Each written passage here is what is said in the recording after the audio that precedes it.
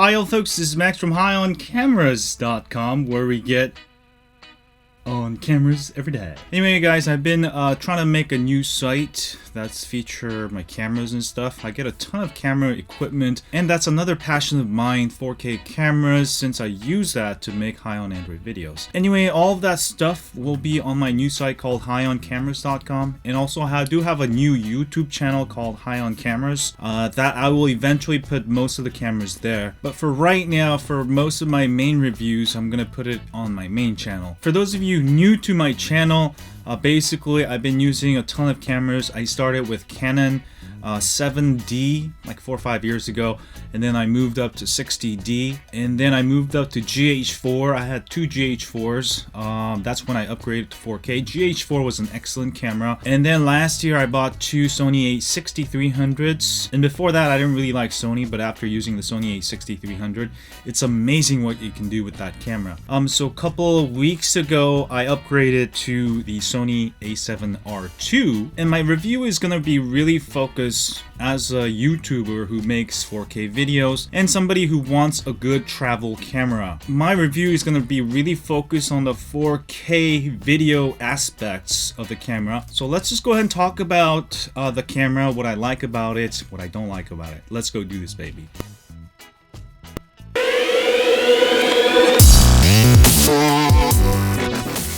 Alright guys, so this is the Sony A7Rii. Alright, it's the big brother of the A6300. It is 42 megapixels for photos. For 4K, you can either shoot in full frame or super 35mm mode, which is one of the coolest features of this camera. Alright, up on the front, you got a dial here, you got a power button, you get 4 custom buttons, 2 custom buttons up there, one here, and one here. Alright, menu button here. It is not touchscreen. If you guys want touchscreen, get the Sony A6300, but that's not a full frame. And also you got a function button, dial here. Also you got additional exposure control here, and you got a control dial here. You can change it from movie to photo mode, aperture mode, priority, all that good stuff. Auto. Never use auto. Right, you can mount your flash, other peripherals here. It's also got steady shot. It's got 5-axis stabilization. Now what that really means is that there is in-camera stabilization, along with if you have camera stabilization on the lens, then this camera can give you full 5-axis stabilization by combining the stabilization in here and the in-camera. The in-camera stabilization, basically the sensor inside it moves around to eliminate shakes and whatnot. Now if you use it with a Sony lens that has OSS, basically OIS, optical stabilization, this is a kit lens that I bought just to get that 5-axis stabilization. You will be able to make use of a 5-axis stabilization, which is really good. Now with that said, a lot of you may be using something like an adapter to use Canon lenses. Because I own a lot of Canon lenses, so most of the time I'm actually using the MC11 adapter. The MC11 allows you to use Canon lenses. Let's say you use it with an adapter like this, Canon lenses, then you don't get the full 5-axis stabilization, but you still get the in-camera stabilization, which is pretty good for, you know, getting rid of shakes when you're holding it handheld. It's not actually great as using actual native Sony lenses, alright? So if you want to take full advantage of that, use Sony native lenses. Now, what happens if you use Canon lenses with IS, image stabilization? So what happens is, if the stabilization is turned on your lens, you will just get the stabilization on the Canon lens. So the in-camera stabilization is turned off. Now if you turn this off, then it will actually use the in-camera stabilization. There's no way to actually use Canon lenses to take full advantage of 5-axis stabilization. But where this comes really handy is if you have a lot of Canon prime lenses, most of the prime lenses don't have optical stabilization, then you will get additional stabilization with this camera. Now talking about using Canon lenses or Nikon lenses with an adapter, how good is the focus? For photos, it is excellent. Let me just demonstrate real quick. It is really fast. Alright, there may be slight delay, but it is pretty fast. I mean, you'll be able to get away with using Canon lenses. Now, what happens if you use video? If you're using Sigma MC11 using Sigma lenses, because the MC11 is really built for Sigma lenses, then the autofocus is actually not bad at all. The autofocus for video is very usable, right? There is a slight lag, but it does work. And what you can do, what I did is, you can go ahead and tweak the speed, tweak the AF drive speed, right? Set this to fast, track sensor high, and now it will become a lot faster. All right, focus there, focus back here. You can see it's not bad. It's actually, I kind of like it. It's very cinematic. It's not like super fast. You get pretty good autofocus, which is good. Now, the only thing using autofocus using Sigma lenses is that you will hear the sound. All right, if you're using like a shotgun Rode microphone that's attached to your camera, it's gonna pick up all those sounds. So if you're gonna do voiceover later, that should work fine. Or if you use wireless microphone, you can get away with it. Now, if you absolutely need super silent autofocus, then you can get Sony native lenses, which make zero sound. When using Sony lenses, you have to set this back to normal or slow because it will literally focus too fast, and also it will cause it to hunt. So set it back to normal, okay? Focusing on that lens, focus on here. I mean, with the Sony lenses, focusing is literally instant, all right? All right, absolutely no sound. So if you're coming from Canon or Nikon, you can still make use of your lenses. Now, if you use native Canon lenses, not Sigma branded ones, and you try to use MC11 or Speed Booster, autofocus really sucks. It just doesn't work. All right, so you're gonna have to stick with manual focus. So really, if you're not an experienced video shooter, I would recommend getting Sony native lenses, or get at least one to start out. Get the kit lens to play around. This one's excellent. You know, it's super light. You know, you can do vlogging on the go, and you can put it on a gimbal. That's why I got this lens also. But I really want to test out the 5-axis stabilization. All right, but what's the coolest feature on this camera? Of course, it's the 4K full frame mode, because when I got the Canon 6D, I really love this camera. You know, you can use the same lens, you can get way more bokeh, just, you know, also better low light performance. All right, I always wanted to shoot this. Sometimes I do, but you know, the limits of this camera, obviously you can only do 1080p. And there is new cameras like the 5D Mark IV, but that one uses MJPEG for videos. So you're gonna have to work with these super large files. And I think Canon's falling behind. You know, I'm rooting for them, but they've gone backwards last few years.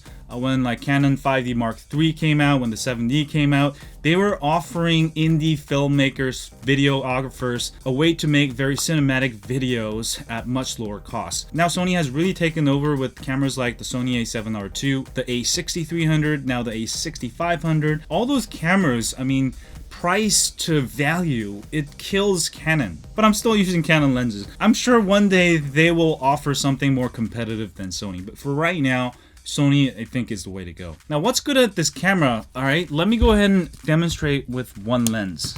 So normally, I like to use my Sigma 18-35 lens, which actually I'm recording this with on a Sony A6300. All right, that's my setup with the Speed Booster or MC11. Now this camera has two full frame modes. One is Super 35mm. That's just like the A6300, so you can use any of your EFN's Canon lenses or APS-C lenses if you're using Nikon, or you can put it into full frame and use your full frame lenses. Whereas if you try to put like a full frame lens on a camera like A6300, you'll get a lot of vignetting and you won't be able to really use it. All right, you can crop it. So that is really cool. Let me go ahead and demonstrate real quick. All right, this is in full frame mode. All right, I'm gonna go ahead and switch it. If you go to the second settings menu here, go to number 6, you can go ahead and turn APS-C Super 35, all right, on. And now I will have APS-C Super 35mm mode, right?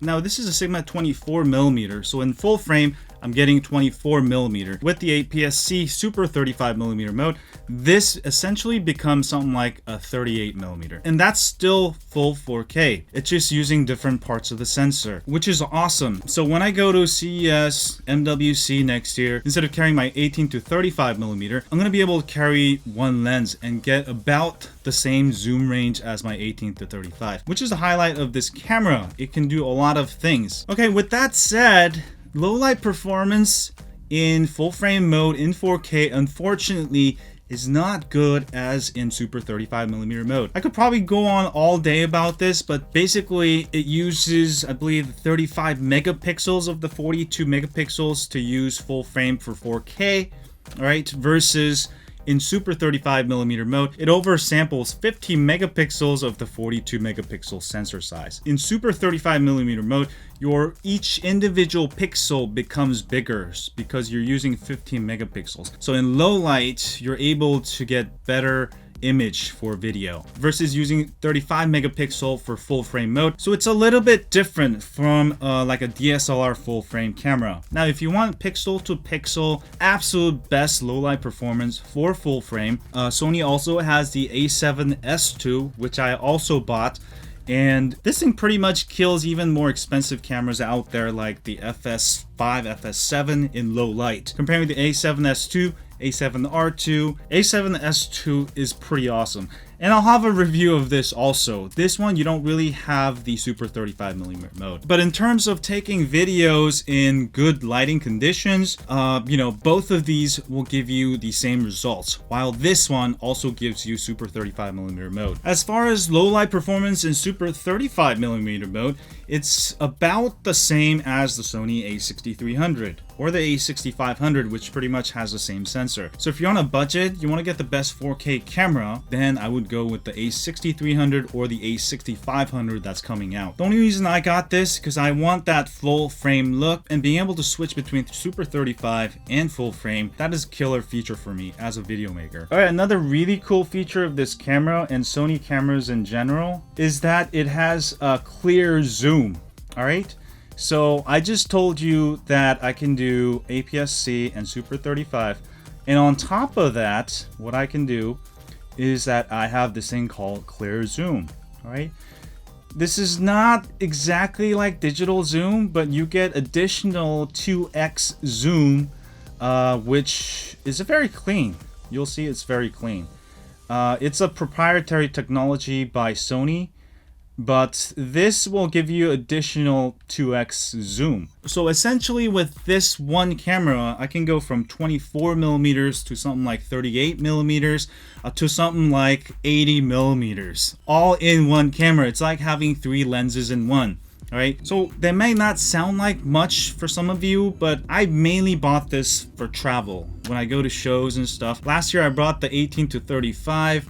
I had a wide angle lens, I had a 50mm, I had a bunch of lenses, I had a big ass tripod, I had a monitor, I brought my Edo-Clone slider with the motor. Like literally just walking the show for an hour or two, I was tired. So this year I wanted to make my setup more portable and wanted to find more options. And one of the things I like about this camera is that when you're on the go, you want to have more versatility, flexibility. That's why I got this camera. All right, I really like the full frame look. It's not something you can do on APS-C camera. You can sort of do it, but it just feels different. For example, f2.8 on a full frame camera versus an APS-C, f2.8 on a full frame will look almost like f1.8 on APS-C. So advantage of having that extra bokeh is kind of cool with this camera, that you do have that full frame mode. Even though it's not pixel to pixel sensor readout, in good lighting conditions, it's not going to probably matter that much, but you'll be able to get that full frame look. Now, like I said, if you want that pixel to pixel absolute best image from a full frame,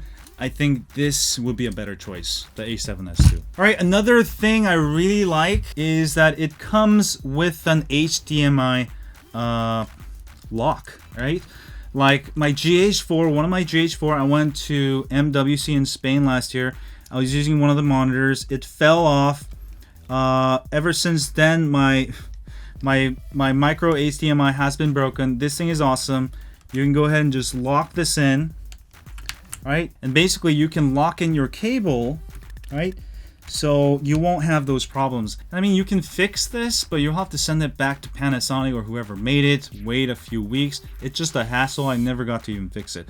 With this one, if your camera pulls away, the other part will come out and it will protect your HDMI port or even all these other peripherals or USB charging. Now, one of the good things about this camera and Sony cameras in general, you have a micro USB port here.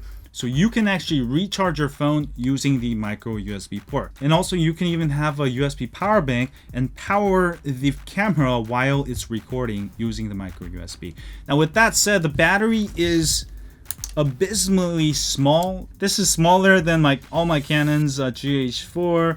The battery doesn't last long. In 4K recording, it lasts me usually about 40 minutes, but you can always buy more of these and have a bunch of them. So I don't think that's a huge problem. And having the micro USB port is awesome for recording for a long time. Also, you've got headphone jack. You can monitor your audio and also you can put your microphone there. All right, there is an excellent viewfinder, which works great. This is one of the best viewfinders out there. It also works while recording video unlike Canon's, so it can also help you stabilize the shot, which is another great feature. Sony has one of the best electronic viewfinders. I don't use it much, but if you're doing a lot of handheld or for photography, it's going to be awesome. And another thing I really love about this camera is the rugged build. It's a little bit bigger than the Sony A6300. Coming from that one I felt like it's about this size. So when I'm holding it, I just feel very uncomfortable because I'm used to using something like a Canon where you got a very nice grip, or a GH4 even, it's got a very good grip. Sony's tend to make their cameras small, and this one I wish it was actually a little bit bigger, but it's a lot better than Sony A6300, especially handheld. One thing I like. You can also get a battery grip. I don't really like battery grips. It just makes my camera bigger. I like the small factor so you can actually carry it around. Now, another thing I wish Sony did is make this a flip out. Only thing I don't like is if you're filming something at an angle or yourself, you can't see yourself, you can't see it at an angle. So you'll definitely have to get an external monitor. For selfies or whatever, you know, I can rely on the autofocus. Just go blind. Alright, also another thing I like about the Sony A7R II is that the micro SD is on the right. You know, sometimes when you're on a tripod and stuff, like the A6300 is down here, you gotta take the actual camera out, pull it out. I really didn't like about the A6300. This is the way it is on the Canons, the GH4s, you know, and I really like that. Also, there is Wi-Fi and NFC. You can easily connect it to your phone, Android phone, iPhone, transfer your images, post them on Instagram. You know, Wi-Fi works excellent. There is a Wi-Fi control. I don't really like it that much. The resolution is kind of crap. There's not that many controls on Android, so... Alright, let me briefly talk about the image, the photos out of this camera. I do love photography. I usually use the Sony 6D. I carry this everywhere along with my Sony A6300. Now finally with this camera I can go ahead and ditch my Canon 6D because this is so much better, you know, 42 megapixels. And let me just go ahead and take a photo here for you guys real quick. Alright, there is RAW and JPEG. There's 14-bit uncompressed RAW if you want. And at 42 megapixels, you're getting a ton of details. Alright, if you're like a wedding photographer, you know, you do photography and you need different sizes. I mean, look at that. It just, you can make so much use of the image here. 42 megapixels. I mean, this is one of the best photo cameras you can buy. All that 4K pixel binning and stuff goes away in photo. In photo mode, you get full 42 megapixels. Low light performance is probably the best on the market right now. You just can't go wrong with it. And that's another reason I bought it, since I do a lot of time lapses when I travel. I'm gonna be able to ditch my 6D and finally use this. So overall, do I like it or not? I think so. This is a very versatile camera, especially the full frame mode, 35mm mode, all in 4K. You have 5/6 stabilization. You know, also you can take excellent photos. I really like it. So this is definitely going to be my go-to camera when I travel, especially if you own a lot of APS-C lenses, Canon lenses, Nikon lenses. You really don't want to invest in new lenses from Sony because they're sort of limited. Now with that said, the price range of this is like $3,200, so I don't actually recommend it unless you're really serious about making 4K videos. But if you are serious about it, this is one camera that can do everything. Pro quality photos, 4K videos, ability to use different lenses, full frame and APS-C. So I think I'll end the review here for right now. Just wanted to give you my thoughts on it. I will have a further testing between all these different cameras, between the Sony A6300, a low light camera test. I'm going to put all those tests on my second channel at High on Cameras, so check that out. I'll have in the description. Subscribe to that if you want all my little tests, all that good stuff. But if you're into cameras, definitely you're going to love this camera. Have a great day, folks. Don't forget to hit the thumbs up. Follow me on Twitter, Facebook, Google+, Instagram, Periscope. And as always, stay on cameras. The 42 megapixels is just simply amazing.